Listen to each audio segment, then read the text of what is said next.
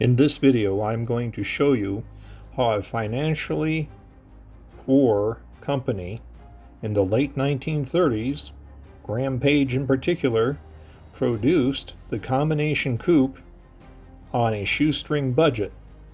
We are going to focus on the door and show you how it is quite literally cobbled together when they had almost no money available to even do it. The first half will show the disassembly of the window and the door panel. The second half, I will narrate and show you how it is cobbled together.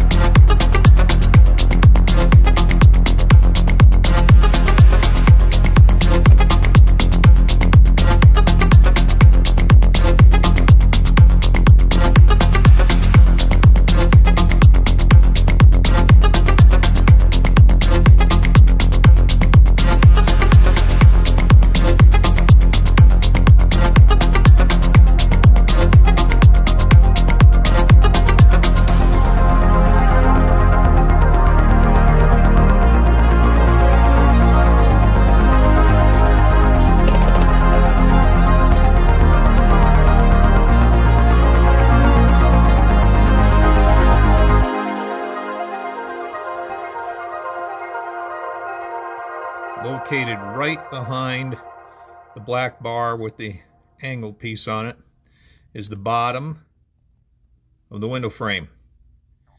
At the bottom of the window frame, you got a bolt that has to come out there. Likewise,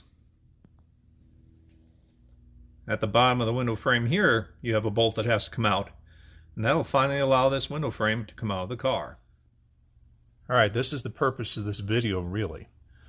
To show you how a car company in the 1930s, 1939 to be exact, with less than 1% of the car production in the country and in bad financial condition, cobbled together a combination coupe door. This piece that I'm showing you right here, that I'm scanning up and down, you can see quite literally that piece is done on a sheet metal brake. Doesn't require a die. We can see up here where we're seeing the welds. These are the welds to put it together, but you can also see that there are spot welds.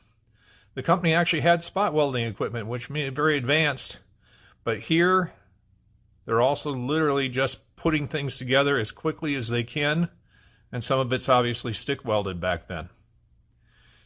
The end piece all the way down here, this end piece is cobbled together. If there wasn't paint on it, you would know that that part is made for more than one piece that they grabbed out of a regular sedan. But it's going to get more interesting about how they grab things out of a regular sedan. Let's take a look along here. This part for your latch, that's the same piece you'll find in the sedan vehicle. Nothing new is done. When we get down here, you'll see there's a turnbuckle put in the center. They've used flat steel up to the front side of the door. You see heavily fastened it in. They've done the same thing down on the bottom side of the door. This is so they can warp the door to the shape of the car. But here's the interesting thing. When we come down here, what we see here is the fact that this door is made from two stampings of a regular front door on a Graham sedan. And I'm going to give you a better shot of that. And here you can see at distance. And you'll see where I showed you that line. I'll circle it in the video so you can see it. But these doors were made by taking a regular interior front door stamping from a sedan and putting a portion of another stamping from that same front door of a sedan where they cut it off, and they have just welded it together. So the door back here, they have used standard stampings from their sedan and a couple of sheet metal brake pieces to make that door. You would never see that at a car show. You would never understand that they didn't make dies to make that entire door. They only made a die for the outside of the door and the changes they had to make on the pillar side where it mounts with the hinges, and on the pillar side in the rear. And we'll show you those. There you have your outside door. That stamping had to be done for each side of the car, so they spent money on that stamping.